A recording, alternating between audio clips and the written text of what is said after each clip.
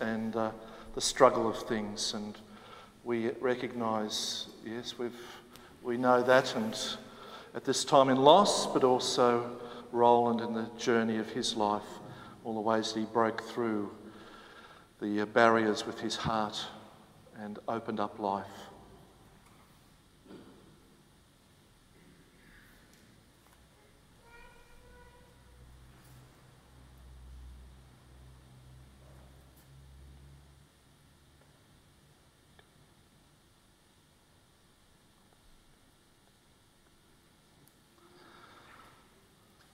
So may the light of his heart continue to break through our own grief and our own shock, and continue to, let's receive that light of his heart always.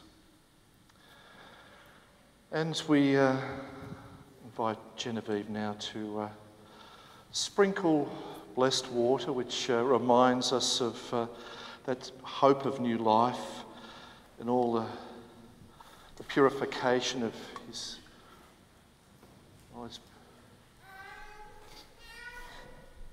the river of life, all the things that water symbolises, that gives us hope.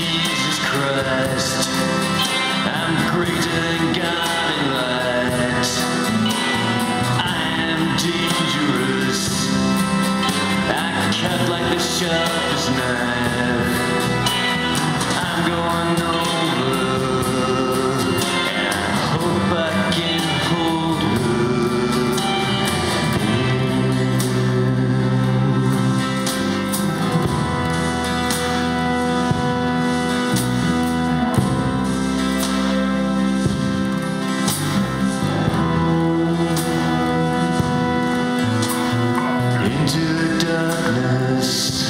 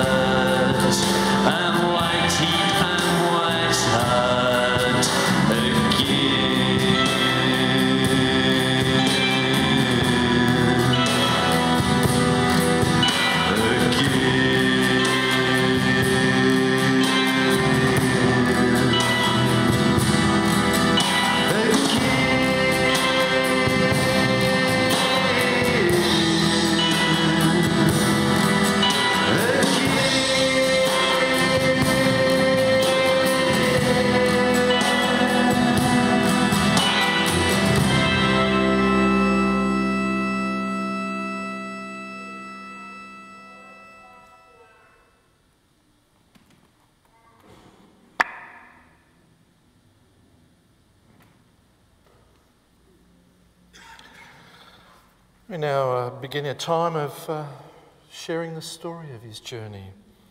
Different eulogies by those who have known and loved him, different eras and ways. And so we firstly welcome Genevieve before us.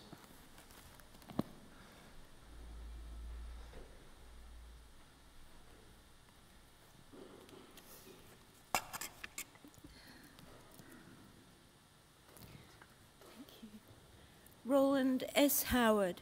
The W in the Rowland and the S in the middle were not negotiable. Was one of the world's most ridiculously singular, charismatic individuals. He was himself to the nth degree. He was beautiful, extraordinary, intelligent, funny, wickedly talented, wickedly human, affectionate, warm, loving, and always entertaining to the precious people in his life. He was as dapper at the devil as a devil, at times as shabby as an aristocrat who'd fallen on hard times. He felt things in a wholly unimpeded way. There were no walls between his heart and his mouth. His skin was thin. When he loved with all his heart, soul and mind. He could break hearts and did, but railed and writhed when his own heart was broken. He devoured life and books and films and art and music and pop culture with a curiosity and a zest for new information that was astonishing. He was a popular criminal. He was great and he was flawed, and life tested him again and again. But he rose from his times of gloom and adversity to charm, amuse and spark and spin and produce songs and music that came straight from the centre of his being, with an honesty and intensity that was bone deep. He didn't suffer fools gladly, if at all, but he was always a gentleman. His life was 50 years long, different periods of friends, cities, bands.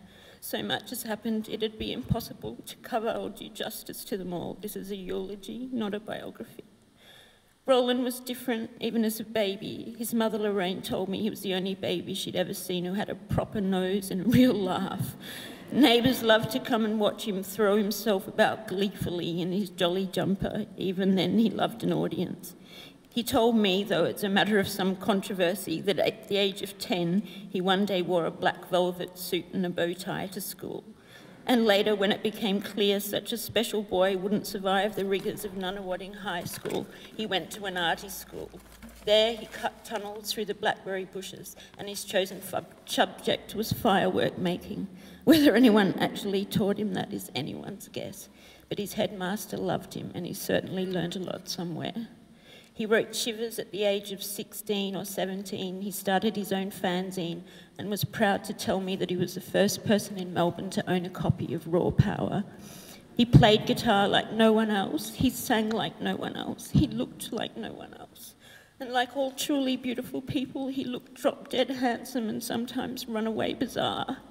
He loved lark cigarettes, Zippo lighters, great shirts, cufflinks, armbands, cats, sphinxes, books, magazines, comics, and a crowd of funny little Japanese toys like Ice Bat, meerkats, hearts, crowns, one particular Fender Jaguar, and, of course, music. He simply transformed everything. His playing transformed the sound of the boys next door and hopped into the birthday party. He was in love with the birthday party, the intensity, the gang, the whole huge, now legendary monster. Its death throes left him stricken, bewildered, and feeling abandoned, and that legacy somehow cut him to the quick for quite a while.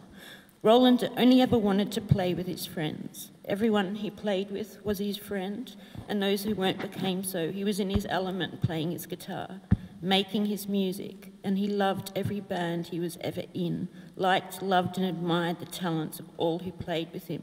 He wouldn't play with people he didn't.